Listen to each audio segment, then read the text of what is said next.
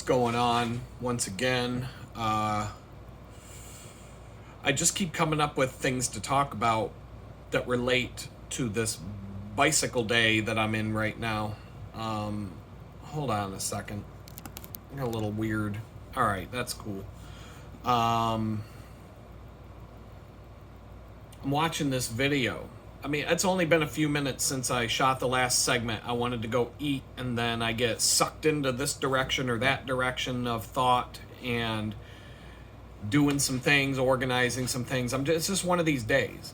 The day after the bicycle, I'm all over the place on these Tuesdays.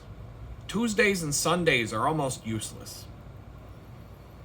So my client that I'm dealing with, the one who's a life coach of sorts, one of the things that he always talks about is the way he puts it is what you think about, you bring about.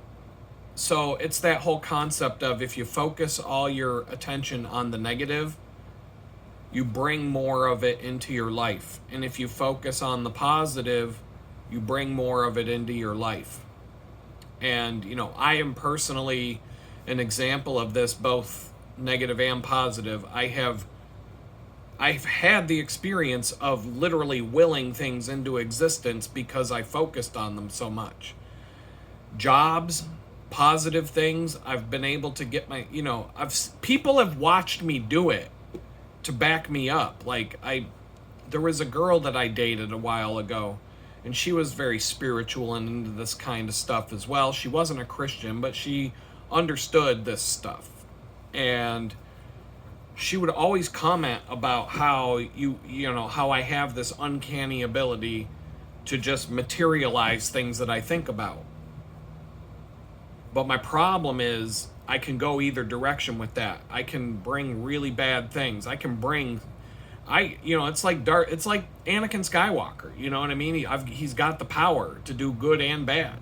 And he did really good things and he did really bad things with the power of the Force. You know what I mean? And I have that.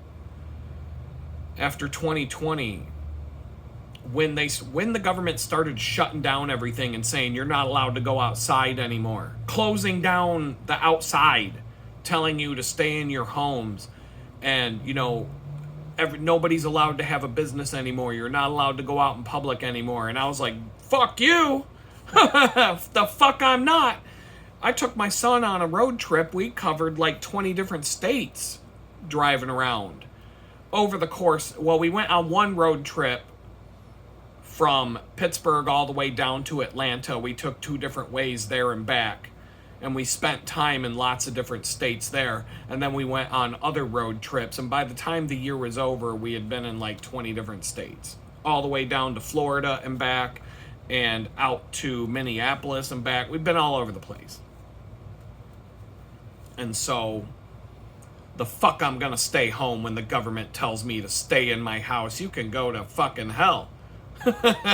And just the opposite, if the government tells you you're not allowed to go to your home anymore, guess where I'm going first? My home.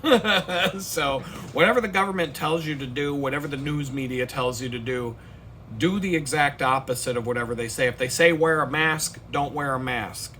If they say don't wear a mask, you probably should wear a mask. Something's going on.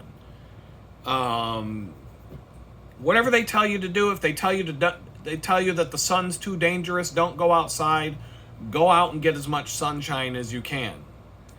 If they tell you it's too cold, don't go outside. Go out. Go outside and enjoy the winter. Go skiing. Go do something fun in the winter.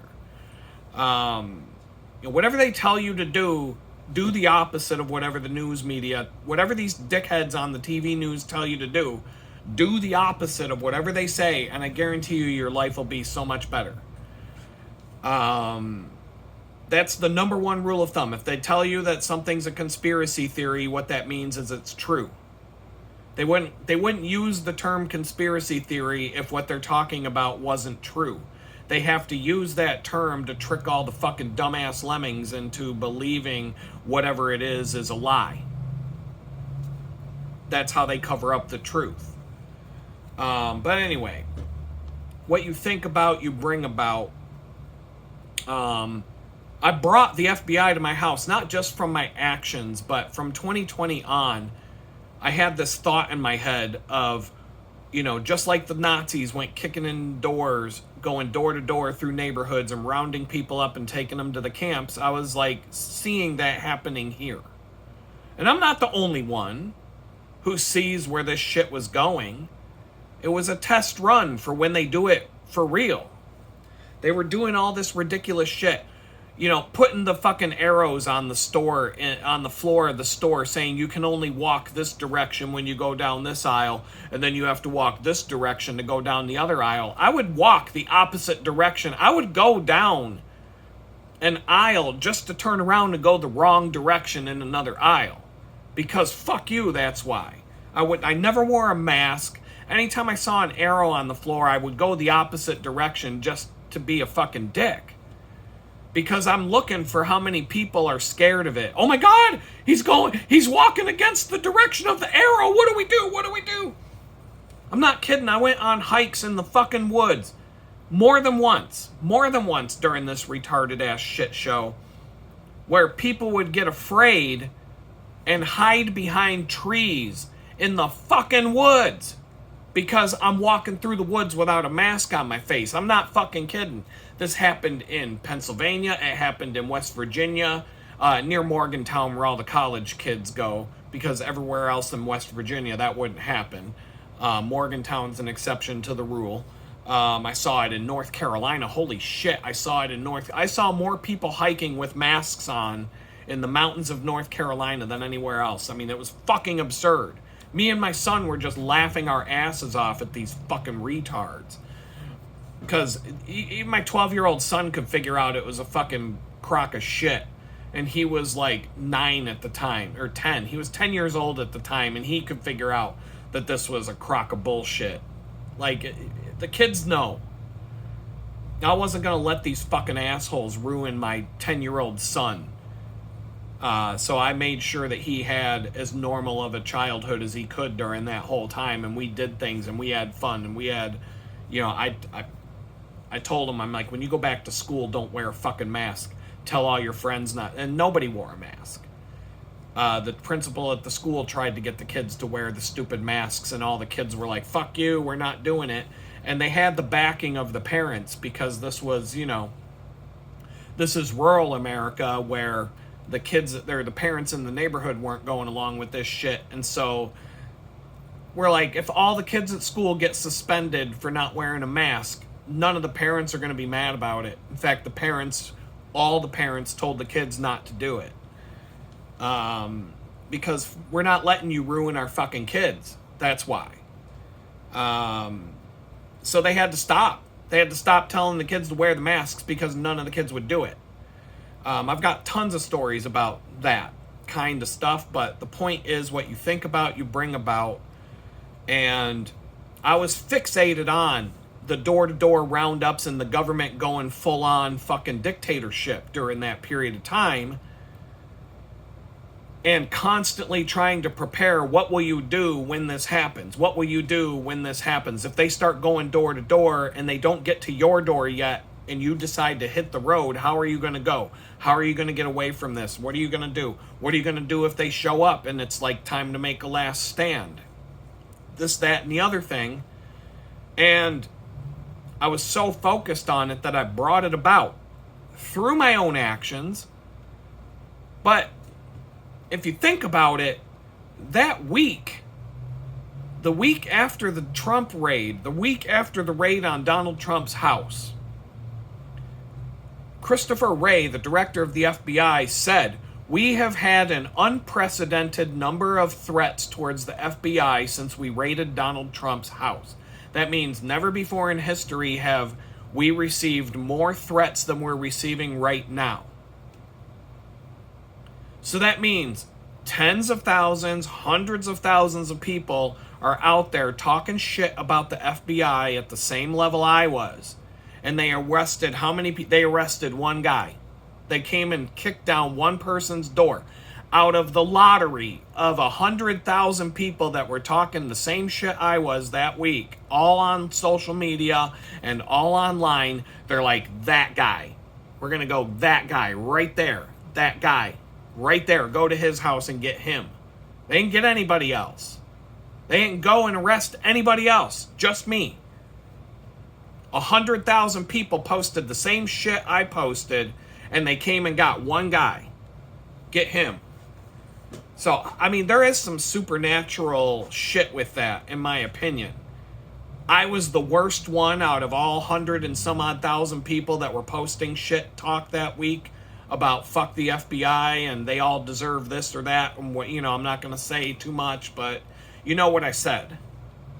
They arrested one guy that week.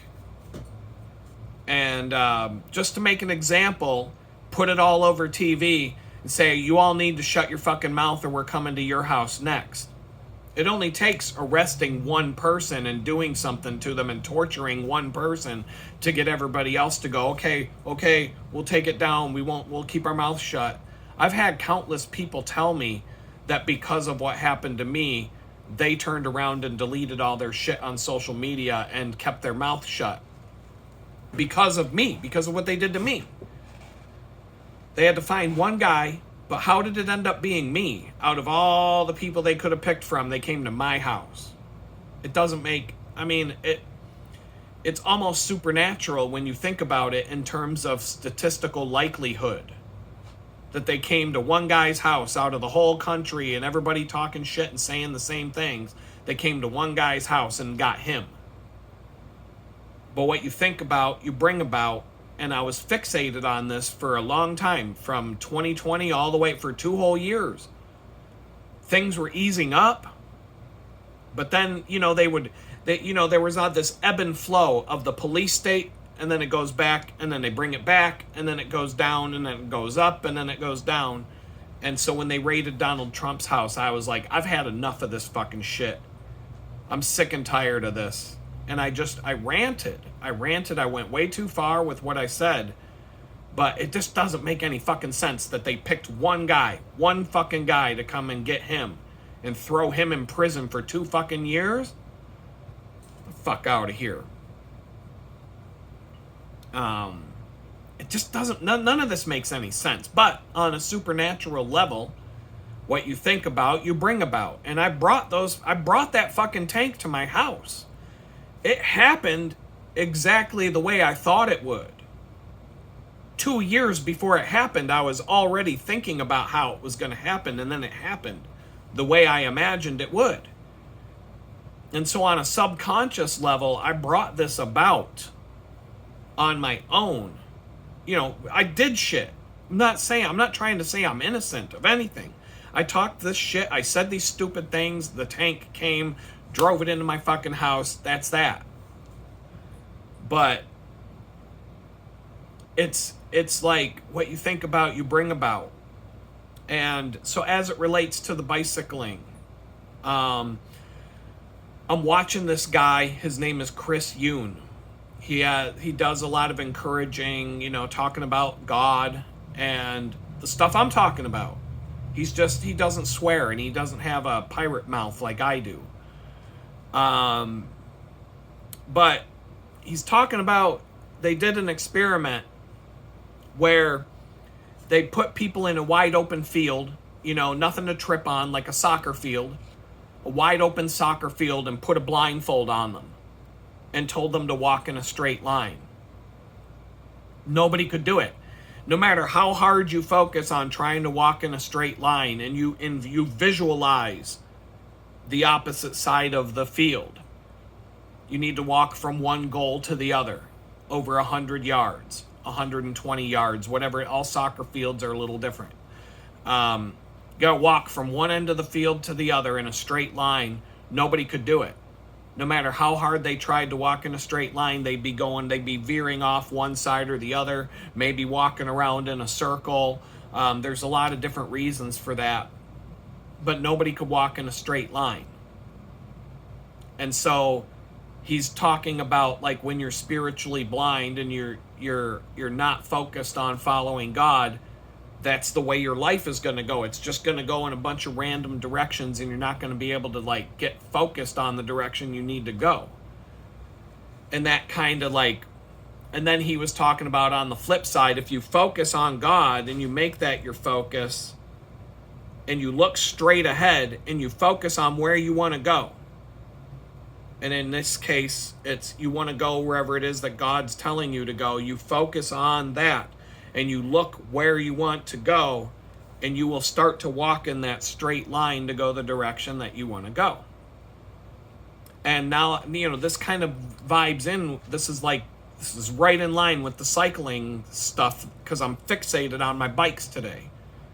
Mainly because my bicycle was so awesome yesterday. I was like, man, the work that I did on Sunday was so, I can't get over how much of a difference the work that I did on Sunday made a difference on my bicycle yesterday. It's like mind-blowing.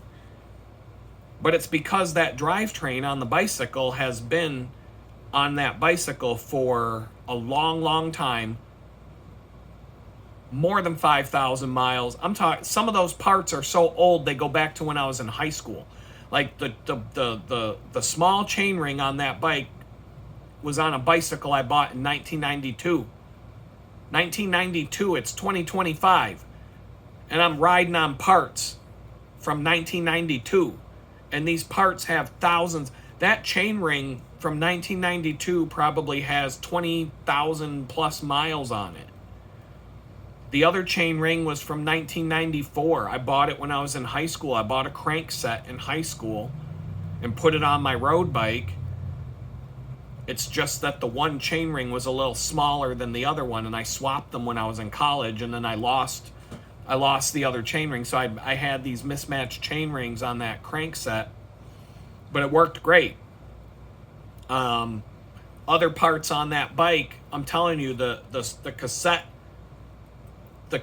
was from 1995. Who knows how many thousands of miles that thing has? And the chain was probably from, I'm going to say that that chain might have been bought when I bought the bike and went on that bike ride with it.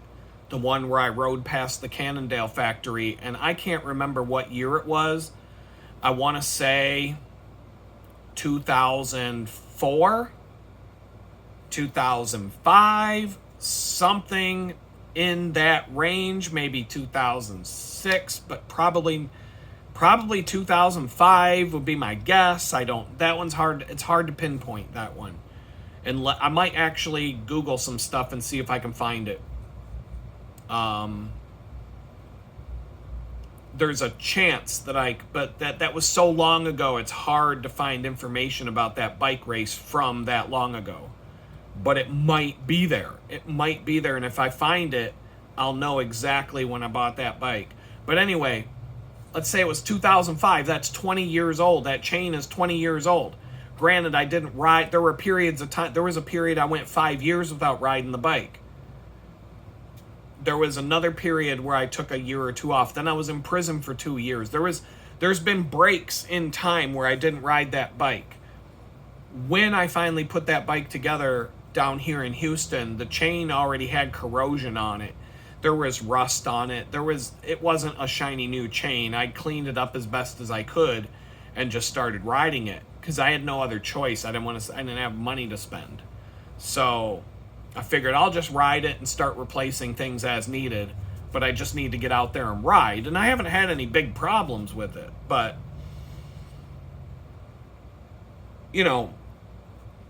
I'm fixated on the bicycle, and replacing all that stuff that's 20 plus years old made a huge difference. I'm like, wow, it's like a brand new bicycle.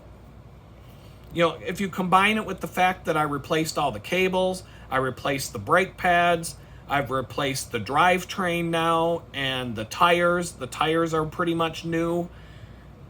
Every time I replace something that was really old and worn out on that bike, it makes a big difference. And now it's almost to the point where the bike feels like it's a brand new bicycle again.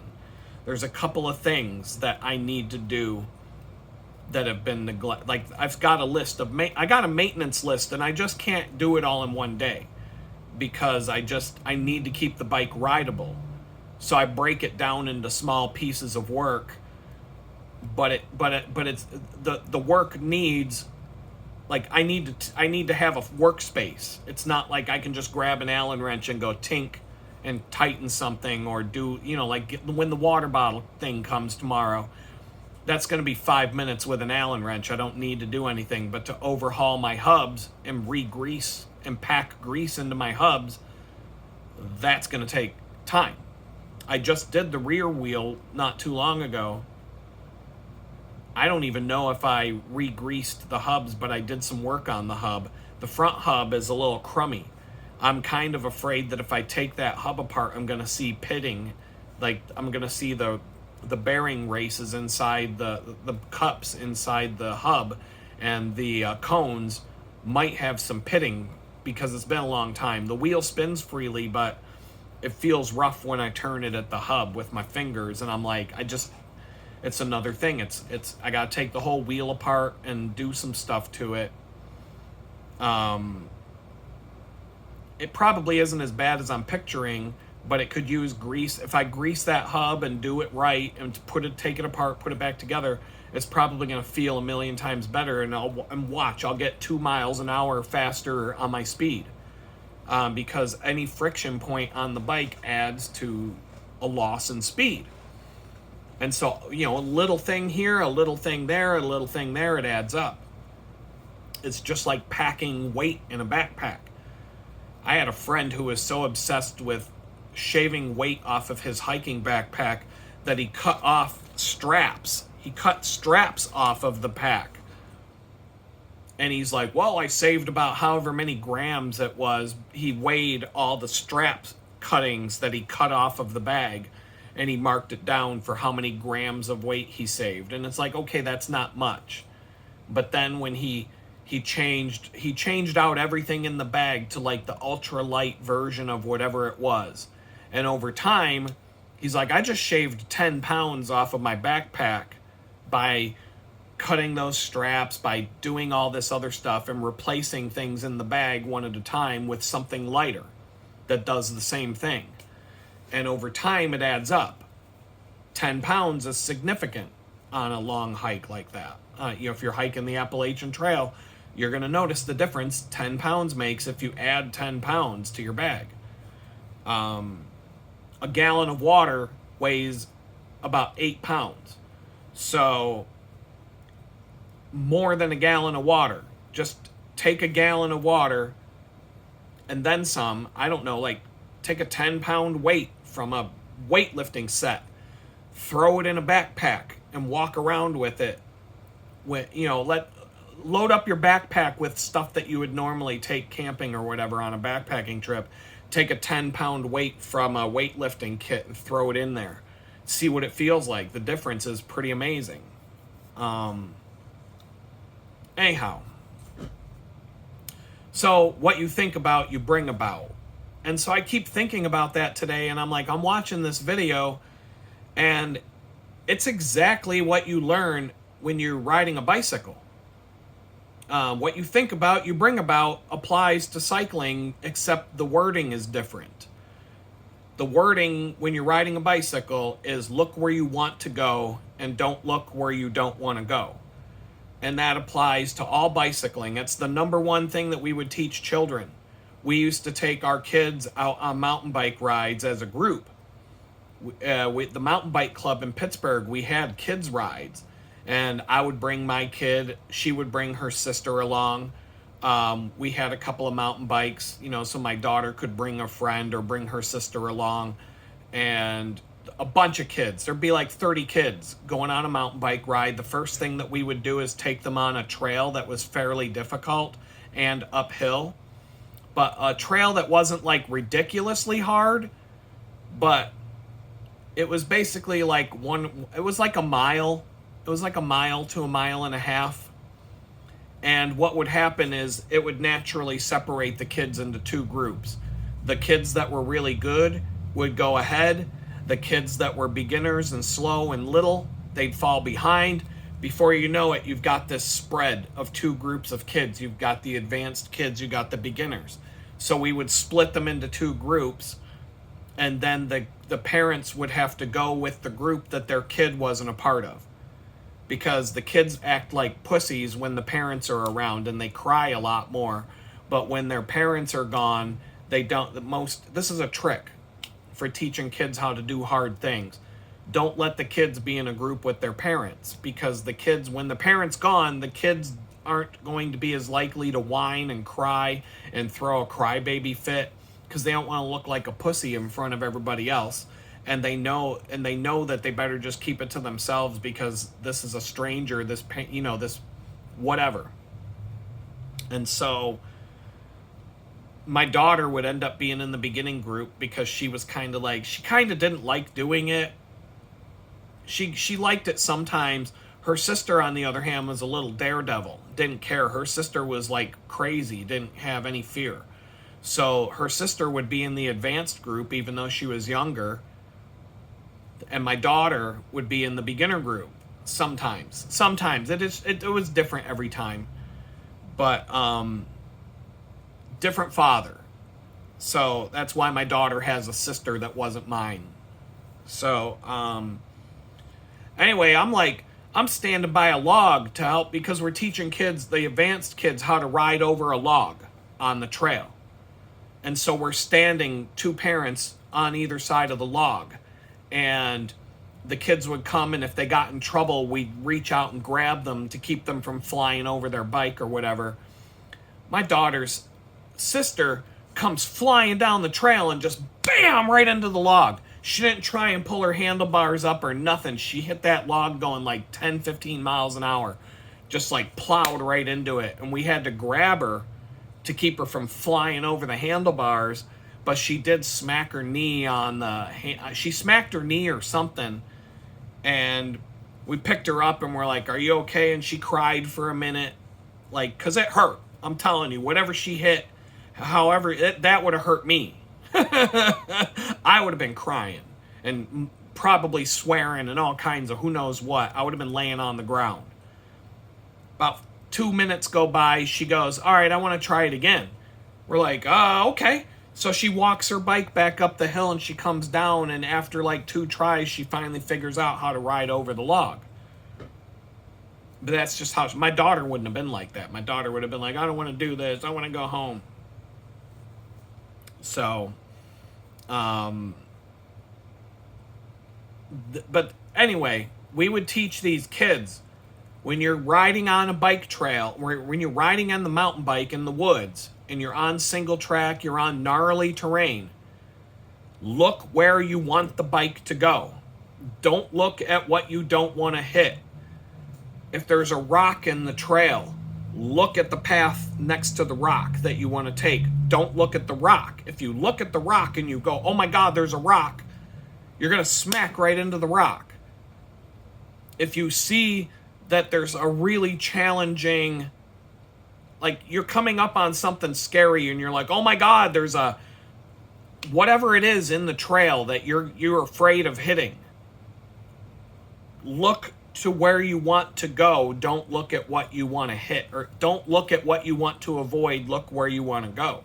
That's like the number one rule, and it especially applies in mountain biking. But in terms of road cycling, yesterday I had to ride the freaking Route 45 access road. And on the bridge that goes across Spring Creek, which is the reason why I have to ride this freaking road that I hate, right in the middle of the bridge, there's a sewer grate or a drainage grate. And the holes in the drainage grate are parallel to the road. So number one, and they're wider than a bicycle tire. So if you hit that sewage grate with your bike, it's game over. You could die from hitting that thing. You could die. And then there's a part where the sewage grate is missing and it's broken. And there's a big gaping hole there that if your front wheel hit that hole, the entire front wheel of your bike will go down in that hole, fork and all, to the point where your handlebars are on the road, and you'll flip over the handlebars and you'll be filleted out in the road, and then a 18-wheeler might come run you over. And there's no shoulder. And so I have to go around that thing, even though there's traffic just going by you 3 feet from you. So every time I see that fucking thing, it's scary because I gotta because cars are gonna try and swerve me off the road and push me into it.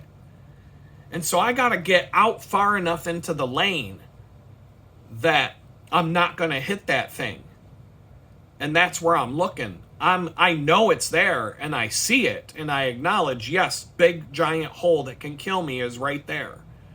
I'm going here and I look where I'm going. I don't look where I don't want to go. If you fixate on that fucking thing, you're going to go right in it. Yesterday, there were cars just going 80 miles an hour, 6 inches from my shoulder, and I had to get out in the lane to get around that stupid thing. And I'm like, fuck it. I mean, at this point, if I die, I die. I don't... But that's the scariest part of the whole ride home yesterday. And I was fixated in my mind on that specific spot for miles leading up to it. It's that scary to go across that spot, especially that one specific spot on that bridge, because it's the one place you could get killed like that.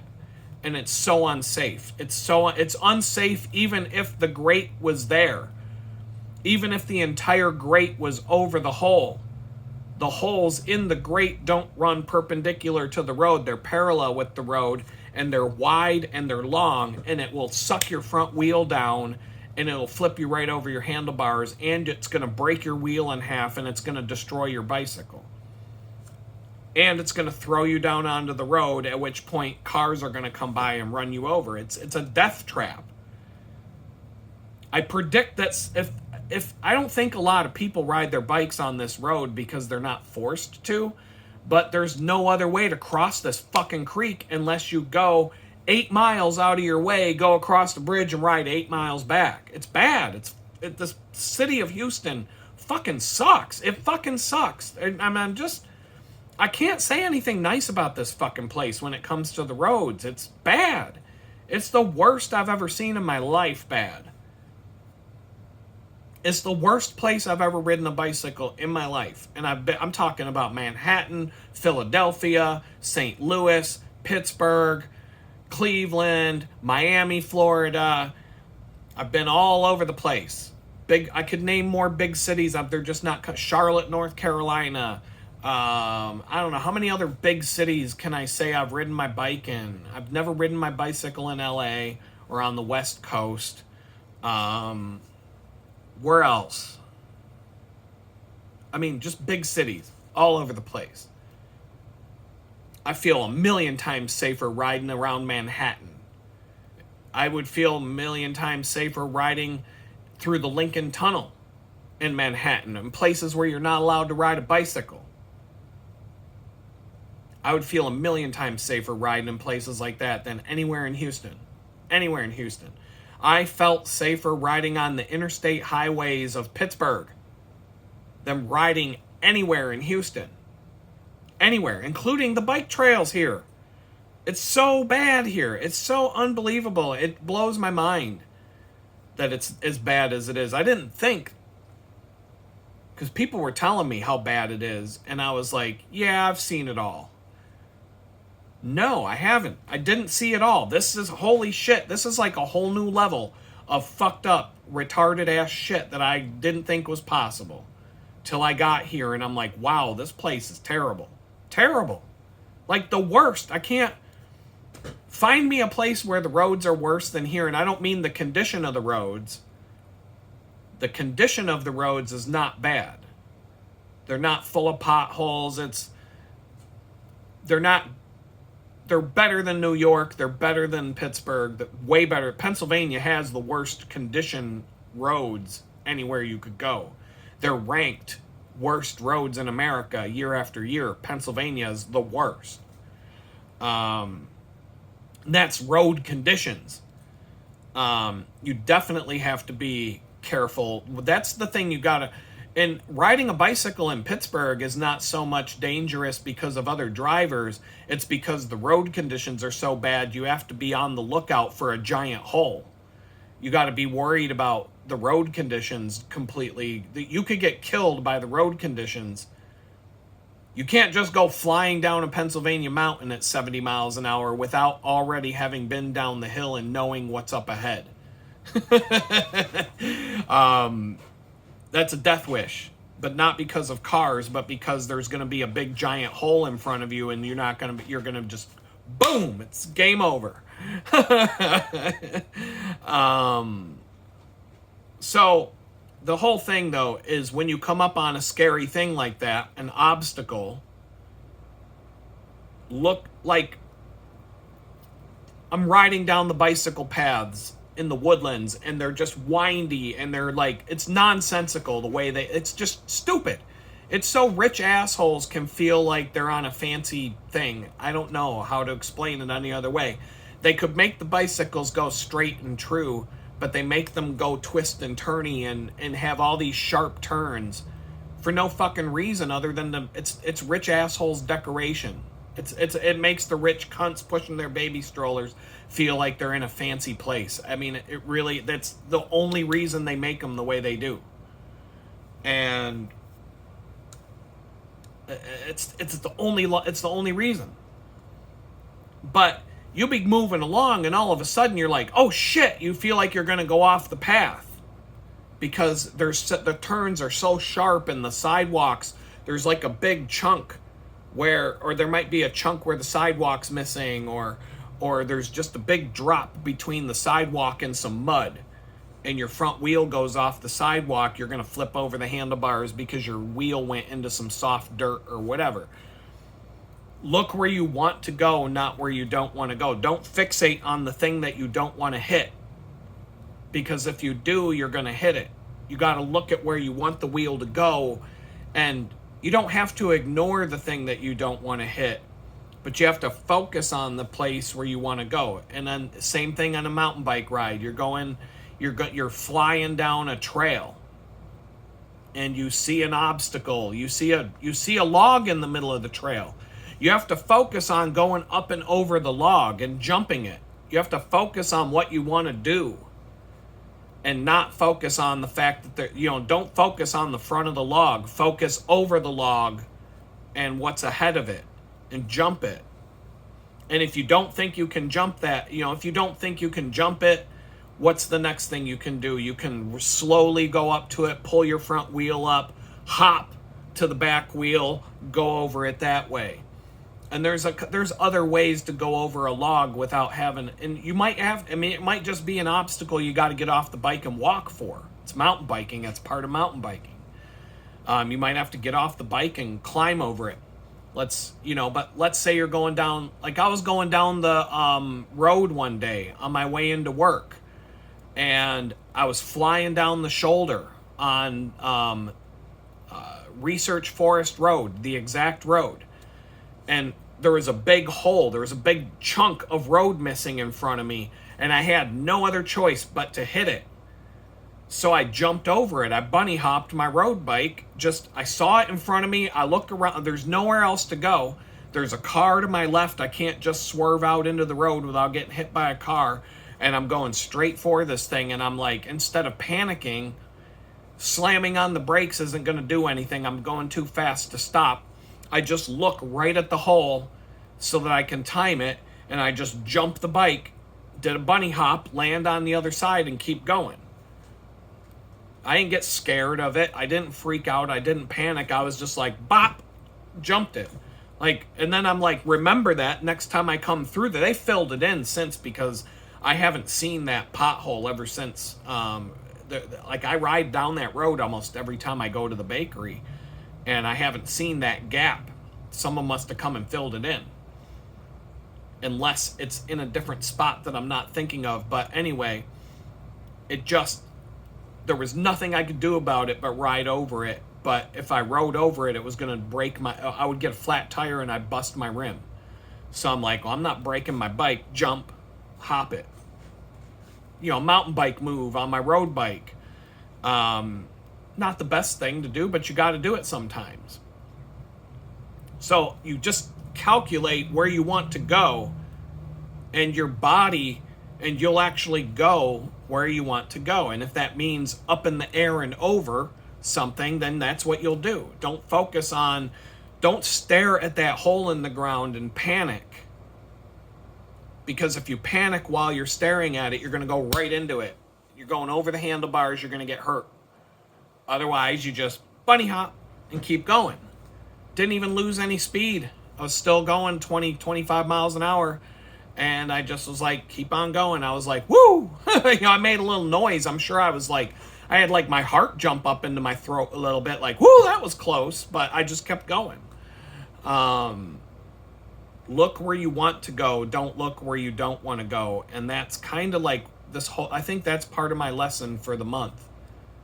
Because the more I focus on all the bad things that can happen, the more I'm going that direction and the bad things are going to happen. And the more I focus on positive things and moving in a positive direction, it seems to be pushing me in a positive direction.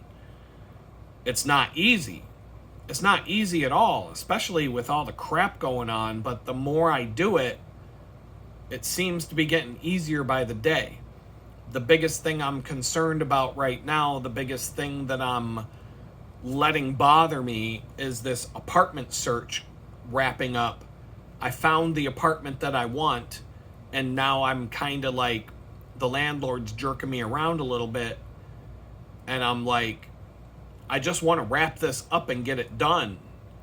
And so I'm going around in circles with like, all right, what up? Cut off in the middle of a sentence, I know. I have this problem with the phone. I don't get the low space warning anymore. Once in a great while it'll warn me. It used to warn me I would have possibly 10 or more minutes left to, wrap things up. And now it just says, it just flashes in front of me. Video stops recording right away, mid-sentence. You've run out of space. Like, gee, thanks. I don't know. I'm going to have to, I don't know. It's an app. Well, no, it's the built-in app for Graphene OS, and Graphene OS is a buggy piece of shit. I don't like it. It's for ultra privacy on your Android phone. It only runs on certain phones like Google Pixel devices. I don't know. I don't understand. I don't know enough about it. I just know that when I get a phone, the next phone I get, I'm never going to install this on it. Let them track me at this point, because I need the phone to do certain things, and this graphene gets in the way of a lot of different things. It makes things a pain. I think there are benefits to it. I wouldn't take a dump all over it.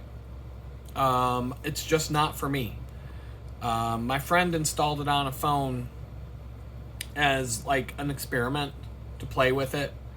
I think he used the phone for a while, but then he went and got himself an iPhone, and he doesn't even like iPhones. He had a specific reason to buy an iPhone and start using it, and it has, it's not something I need to talk about, but the iPhone is his phone of choice now, and it's not even really what he wanted. It's just that there's certain apps that he has to use that you can't get on Android.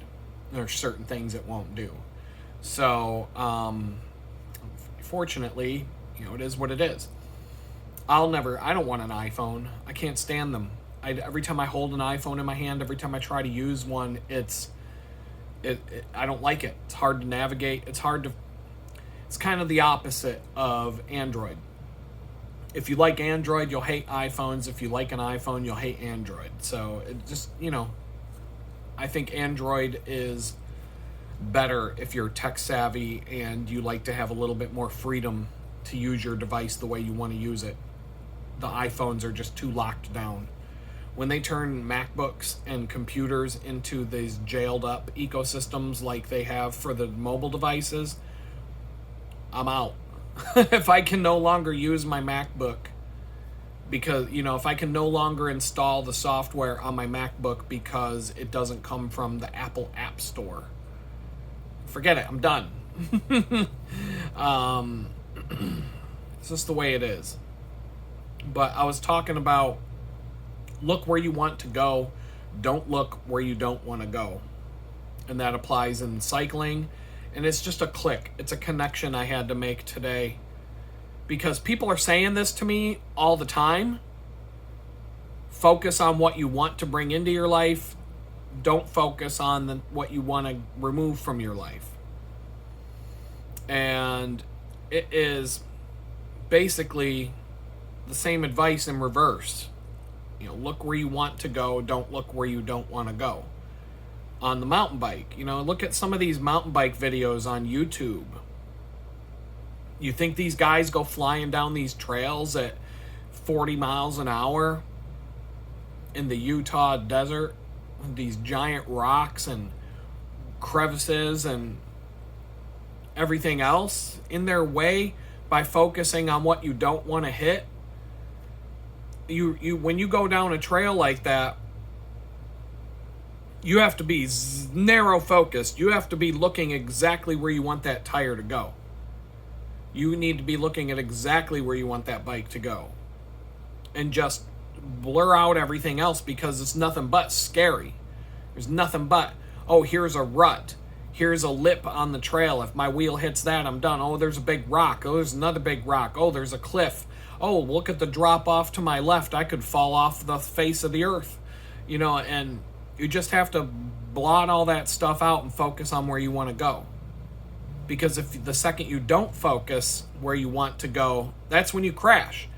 And you can still crash, but you're much less likely to fall if you stay focused on where you want to go and not where you don't want to go. And so that was like a nice life lesson for me today with all this cycling stuff that I'm trying to, organize. And just, I don't know, the bicycle turned out so well yesterday that now I'm on this kick. And like I said, I don't have recreation. I can't think. I watch Star Wars shows when they come out. The occasional movie or documentary or something maybe once a week. I don't watch TV. I don't do anything. I sit in front of a computer. I watch YouTube videos. I occasionally grab a bite to eat. And I haven't even been to like a real sit-down restaurant. Like I haven't been to a restaurant since I've been out of... Well, no, I take that back.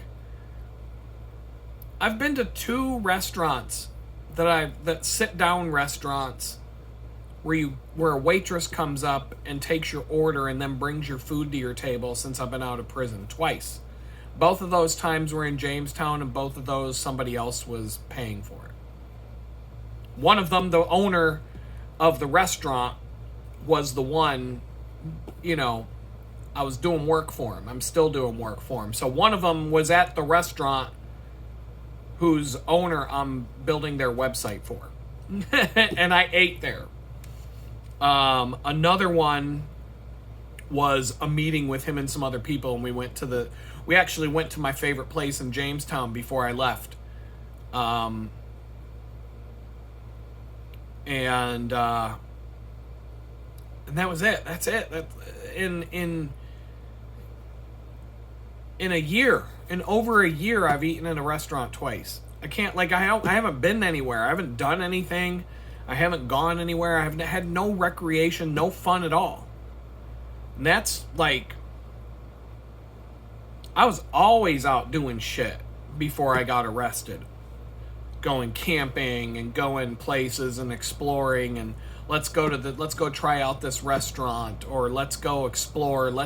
Even if it was just going to a park, going swimming, taking my son to the beach to go swimming at the beach, quote unquote, the state park lake beach, the man-made pile of sand on the shore of a man-made lake, swimming. But some of those lakes are fun to swim in.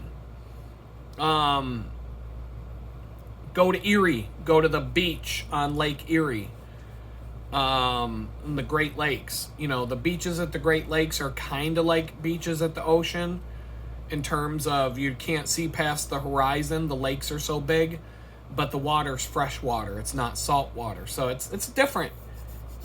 if you've only been to saltwater beaches, if you ever go to like Lake Michigan, Lake Erie, Lake Ontario, and you ever go to a beach, like even if it's a man-made beach, there are some beaches that are natural on those lakes, and there are some that's just a pile of sand that the state dumped at the shore of the lake. But it's a different experience than you're used to, for sure, because the water doesn't taste, it's not salt water. But anyway, it's just, I haven't had fun. So working on my bike on Sunday wasn't necessarily fun, but seeing the results and going on the ride yesterday were fun. It was enjoyable, even in spite of the having to take that horrible road that I had to take. It was fun. I came home and walked into the tiny house all geeked and all excited and like the Tasmanian devil, and I had all this energy and I was like, yeah, and then all of a sudden I sit down in the chair for 15 minutes and I'm about to fall asleep. The adrenaline just wore off, and that was the end of it. It was game over from there. And so that's the gist of today. I'm still going through the bicycle stuff and just kind of like poking and prodding and just trying to think like going through my daily checklist of the bicycle commuter checklist, and like there's a few things that I feel like I need to add and that I don't have. If I broke the chain on the Silver Bullet, I don't know if I have a power link or a quick link to fix that chain. I don't know. I gotta, like, different things, like the tires are different sizes, the inner tubes are different sizes. Should I take an extra CO2 cartridge because, could I get 2 flat tires on the same ride? Just little things. What little maintenance things do I want to do to both bikes? Just like kind of all the research that I've done, including one thing I didn't mention already, the Specialized, the serial number was plain as day. But it's so old that the company, Specialized, they, where'd that go?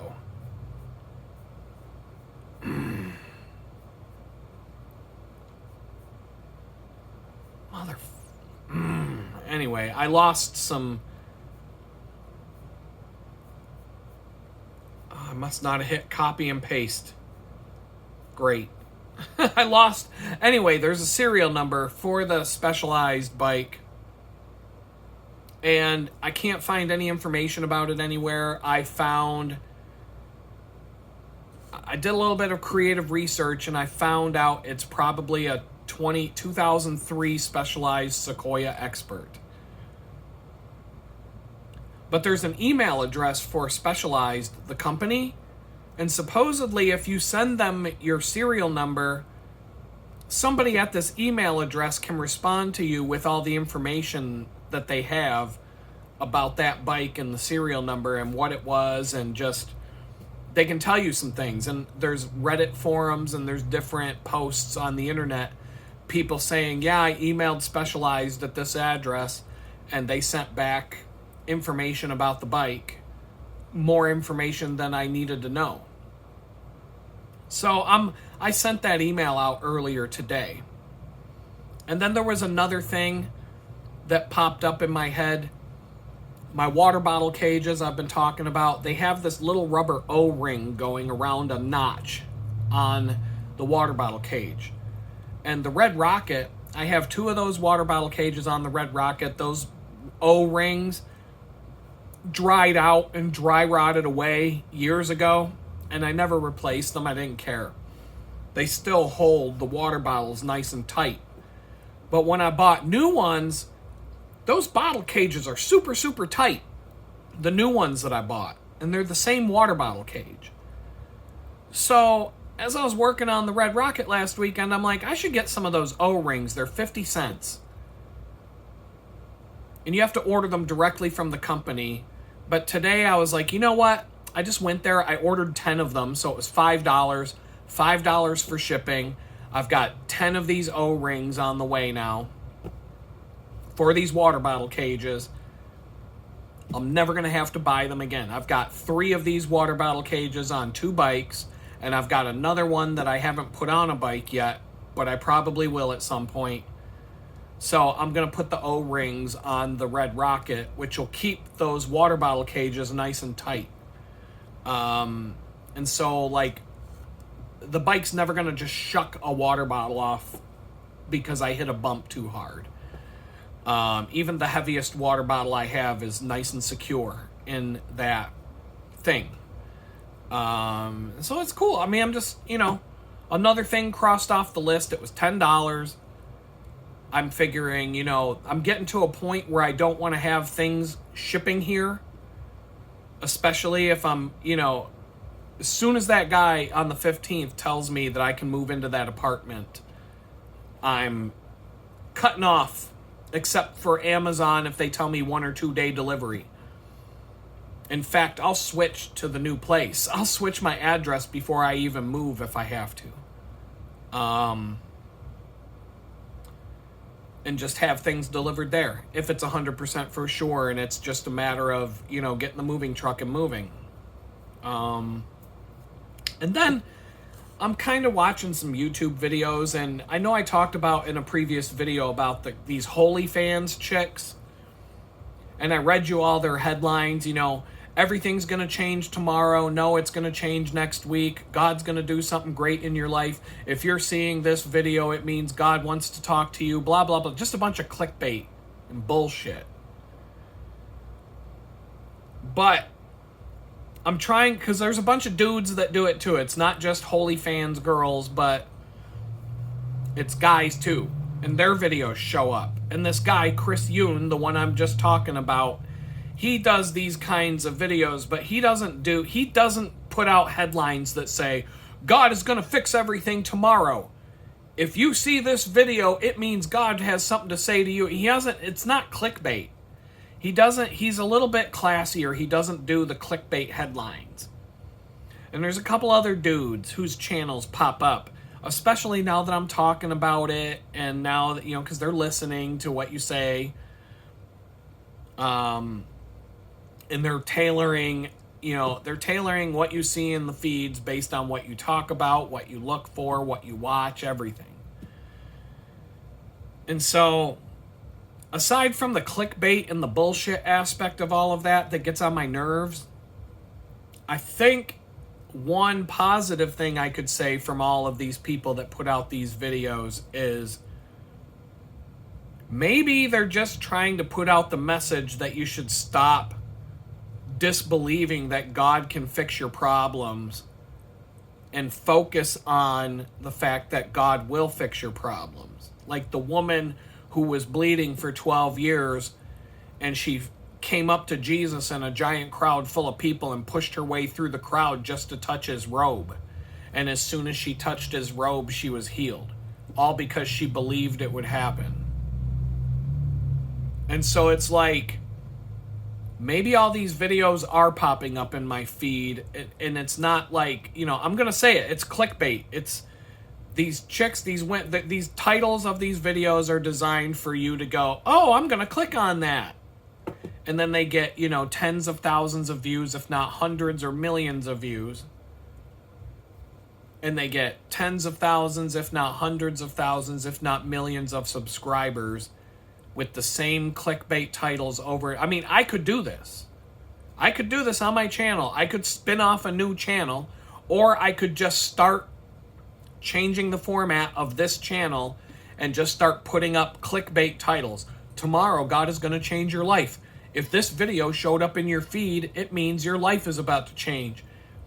Click here to see what God has to say to you. And I could just do this over and over and over again and just come up with some positive message that, oh, Jesus is going to heal you. Jesus is going to take away your cancer. Jesus is going to give you a new job. Jesus is going to find you a new apartment.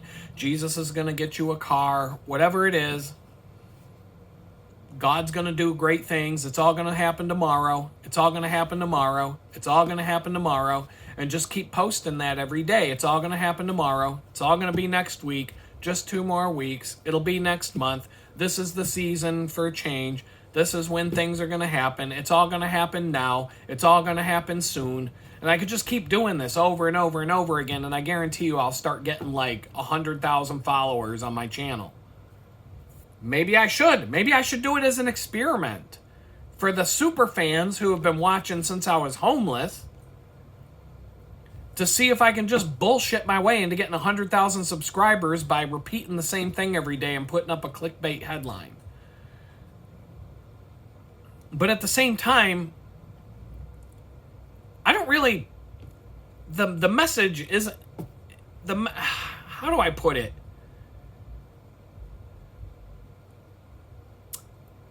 Because I'm taking a dump all over these channels. Every time I see one of these clickbait headlines, I'm like, you're full of shit. Stop lying to people. What about the person that has cancer that doesn't get healed tomorrow? Is it because they didn't believe? You know, after they clicked on your clickbait headline and they still have cancer, oh, it must be their fault. You know what I mean? Like, and I get, like, irritated about it. But at the same time, I'm also kind of looking at it like, how do you break the cycle of thinking negatively and always expecting the worst to happen day after day after day if you don't find ways to change your thinking into, like, everything's going to get better tomorrow. Everything's going to be better tomorrow. I'm just around the corner from a better life. You know, I'm Donald Trump's going to give me a pardon any day now. You know, whatever it is. How am I ever going to get there if I can't believe it's going to happen? Because I'm in the mindset right now where I'm like, it's never going to fucking happen, and it's just going to be one shit show after the next, after the next, after the next. And that's generally what happens. One shit show after the next, after the next, after the next. Well, duh. I mean, that's where I'm focusing. And it's hard.